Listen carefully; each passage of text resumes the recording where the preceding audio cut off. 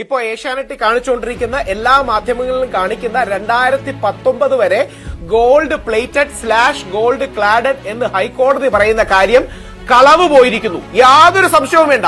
അതായത് അടിച്ചു മാറ്റിയെന്ന് സാധാരണ ഭാഷയിലും, മോഷ്ടിക്കപ്പെട്ടു എന്ന് മറ്റൊരു ഭാഷയിലും, കളവ് പോയി എന്ന് ഭാഷയിലും, അതായത് ഓൾറെഡി ഒറിജിനൽ ഗോൾഡ് ക്ലാഡഡ് ആയിട്ടുള്ള ദ്വാരപാലകരുടെ സാധനം മോഷ്ടിക്കപ്പെട്ടു എന്ന കാര്യത്തിൽ അസന്നിഗ്ധമായി നമുക്ക് മനസ്സിലാക്കാം. ഇപ്പൊ നമുക്ക് ഒരു കാര്യം കൂടെ മനസ്സിലാവുന്നുണ്ട്. എന്താണ് 39 ദിവസം ഡിലേ?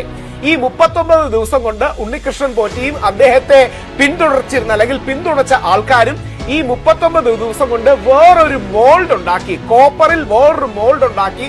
അതാണ് സ്മാർട്ട് ക്രിയേഷനിലേക്ക് എത്തിച്ചത്. ഈ 39 ദിവസം എന്തിന് അദ്ദേഹം കയ്യിൽ വെച്ചു എന്ന കാര്യത്തിൽ കൃത്യമായ ഉത്തരമായി. യഥാർത്ഥത്തിൽ മോഷണം നടന്നു, criminal theft has happen, criminal conspiracy happen. അതിന്റെ പിന്നിൽ ഒരു സീരിയസ് കാര്യം കൂടെ ഉണ്ട്.